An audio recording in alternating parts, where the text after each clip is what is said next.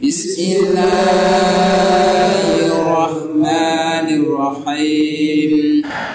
Assalamualaikum warahmatullahi wabarakatuh. Bismillah, alhamdulillah, wassalatu wassalamu ala rasulillah wa ala alihi wa ashabihi wa man walah, amma ba'd. Yang saya hormati para hadirin dan hadirat yang hadir, ya ini tema yang besar sekali, tetapi intinya begini.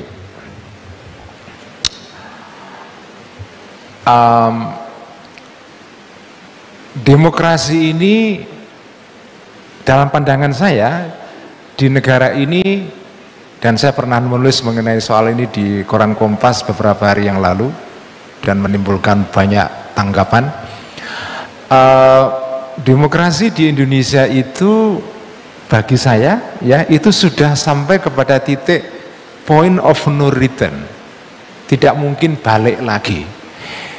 Saya husnudzon, ini husnudzon ya, saya husnudzon di Indonesia, dan semoga ya, husnudzon dan semoga tidak akan ada namanya junta militer.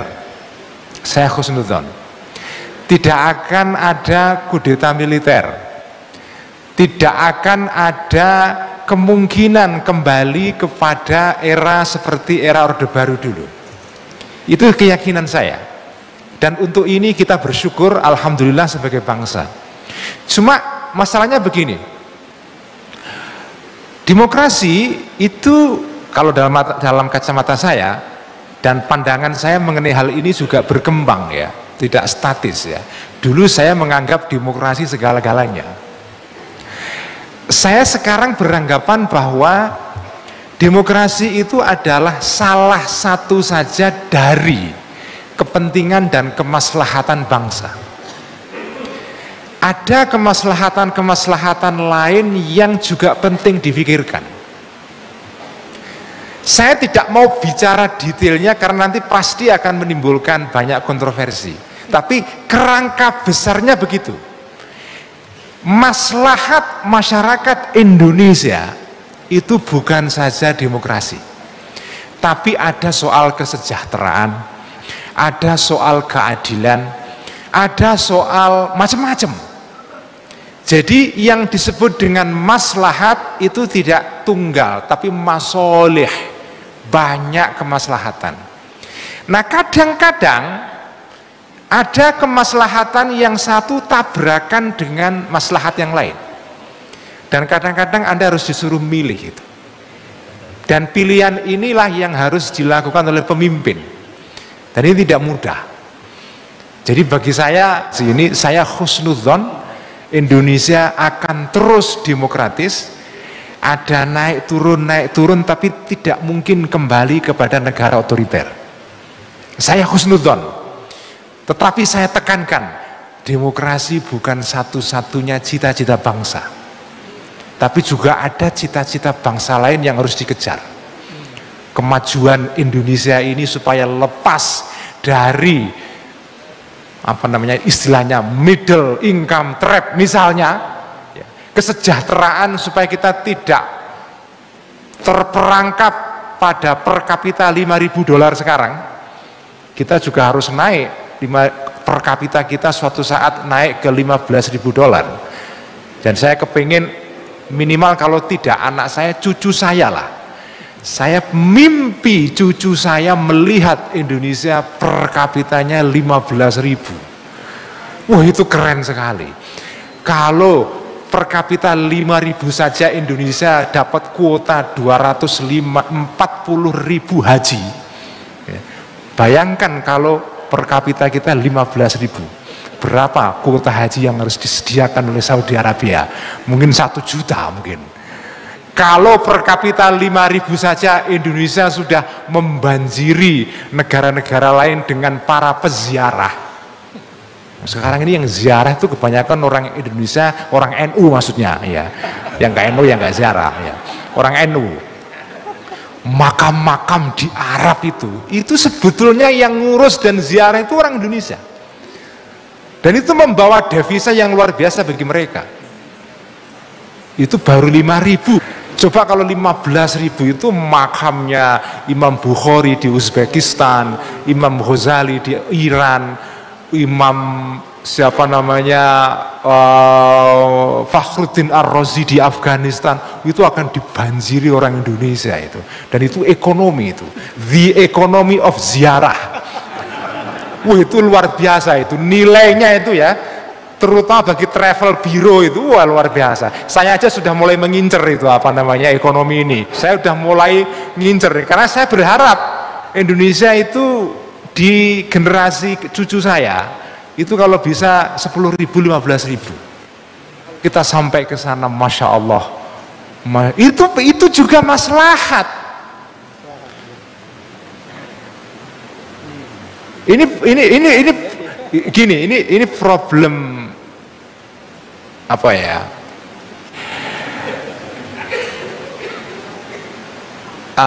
Begini ya, penyakit para sarjana. Ini terutama sarjana ilmu sosial. Penyakit sarjana itu kadang-kadang mereka membayangkan suatu masalah yang sebetulnya masalah itu tidak ada dalam kehidupan sehari-hari.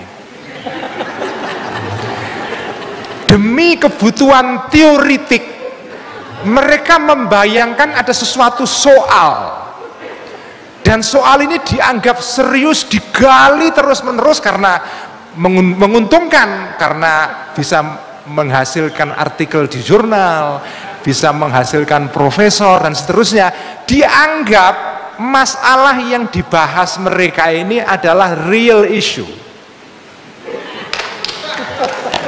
Padahal sebetulnya bukan masalah itu masalah dalam pikiran mereka sendiri. Saya ngerti lah. Kita merasakan semua karena saya juga sarjana, jelek-jelek begini saya sarjana juga. Ya. Profesor Ariel Heryanto yang sekarang ngajar di Canberra. Di Melbourne, ya Australia, pernah nulis artikel menarik sekali, lama sekali tahun 90-an atau tahun 2000-an awal. Dia nulis sebuah artikel yang judulnya kalau diterjemahkan dalam bahasa Indonesia kira-kira adalah apakah ada orang-orang Asia di dalam Asian Studies? Is there Asian in Asian Studies? Apakah ada orang-orang Asia di dalam studi Asia? Maksudnya adalah masalah-masalah yang dibicarakan sarjana-sarjana yang mengkaji Asia di dalam departemen yang namanya Asian Studies. Itu apakah di dalam studi mereka itu benar-benar ada orang Asia beneran? Apakah masalah real yang dihadapi orang Asia itu juga dipikirkan mereka? Atau masalah yang jadi pembicaraan akademisnya bayangan saja? Dan ini bisa dikembangkan dalam segala isu. Is there Muslim in Islamic Studies? Misalnya, is there Indonesian in Indonesian Studies? Dan seterusnya. Nah, ini problemnya. Makanya saya sekarang mulai agak sedikit menarik mundur sedikit. Saya tidak anti studi-studi itu, tidak. Tapi kadang-kadang para sarjana harus melakukan otokritik. Kadang-kadang sarjana itu bisa terkena penyakit imajiner, membayangkan ada suatu masalah yang serius. Padahal sebetulnya bangsa yang mereka studi itu menghadapi masalah real yang lain. Tetapi karena sudah menjadi isu yang dibahas berkali-kali di dalam jurnal ilmiah, semua orang bahas isu yang sama. Apalagi kalau ada dana riset ke situ, isunya akan jadi besar sekali karena menguntungkan. Tetapi apakah itu real? Nah, ini saya tidak anti kehidupan kesarjanaan, tetapi sarjana harus sadar ini. Ini juga masalah.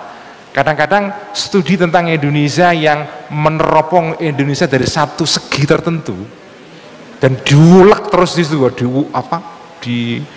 diulek terus ya. sampai melupakan ada masalah yang lain. Makanya saya agak mengkritik studi-studi Indonesia yang terlalu melulu mengincar, meneropong, memfokuskan diri kepada isu tentang mundurnya demokrasi di Indonesia. Saya tidak mengingkari bahwa ada democratic backslide, itu ada. Tetapi pertanyaannya apakah itu isu benar masyarakat atau tidak? Apakah masyarakat Indonesia sendiri apakah memikirkan hal itu? Atau masyarakat Indonesia memikirkan sesuatu yang lain? Nah, ini problemnya. Saya kira cukup, nanti kepanjangan. Ini yang bisa saya sampaikan, semoga bermanfaat dan berguna. Terima kasih. Assalamualaikum warahmatullahi wabarakatuh. Waalaikumsalam warahmatullahi wabarakatuh.